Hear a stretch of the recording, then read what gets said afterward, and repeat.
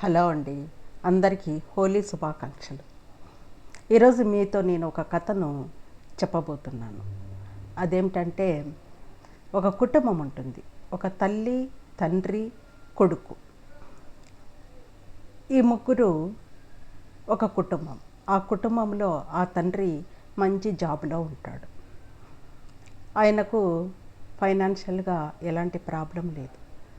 తర్వాత ఈ కొడుకును బాగా చదివిస్తారు. చదివించిన తర్వాత ఆ అబ్బాయి కూడా బాగా చదువుతాడు. చదివి మంచి ఉద్యోగానికి వెళ్ళిపోతాడు. వెళ్ళిపోయిన తర్వాత పెళ్ళిడు వస్తుంది. పెళ్ళి చేస్తారు. భార్యతో అతను వేరుగా ఉంటాడనమాట.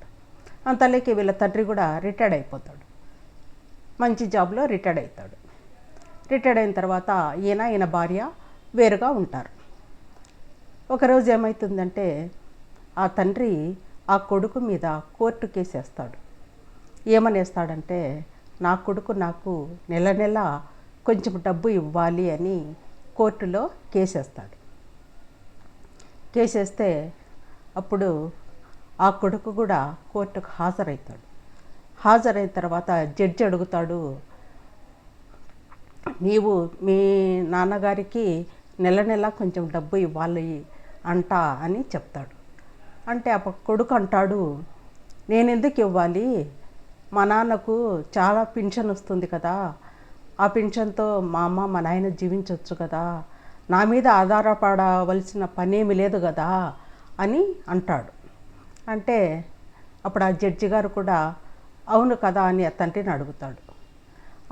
అడిగితే అప్పుడు ఆ తండ్రి అంటాడు, లేదు, నాకు మా అబ్బాయి నెల నెల కనీసం ఒక 50 రూపాయలు ఇచ్చినా చాలు అని చెప్తాడనమాట.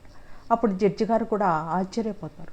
ఆశ్చర్యపోయి ఆయన ఏమంటాడంటే, సరే, నీ ఇష్ట ప్రకారానికే నెల నెల నీ కొడుకు నీకు ఒక 50 రూపాయలు నీకు ఇవ్వాలి అని చెప్తాడు. అప్పుడు ఆ తండ్రి అంటాడు, అది నా కొడుకు ఒక ఫోన్పేయనో లేకపోతే బ్యాంకులో వేయడము అది ఇది కాదు, స్వయంగా వచ్చి నా కొడుకు నా చేతికే ఇవ్వాలా అని చెప్తాడు.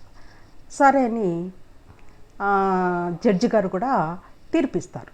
తీర్పిచ్చిన తర్వాత అందరూ వెళ్ళిపోతూ ఉంటారు. వెళ్ళిపోయిన తర్వాత ఆ జడ్జి గారు ఆ పెద్ద ఆయన్ని పిలిచి, ఎందుకు ఒక 50 రూపాయలు మాత్రమే నువ్వు అడిగావు, నీకు ఆ 50 రూపాయలతో ఏం పని, నీకు దండిగా పింఛన్ వస్తుంది కదా అని అడుగుతాడు.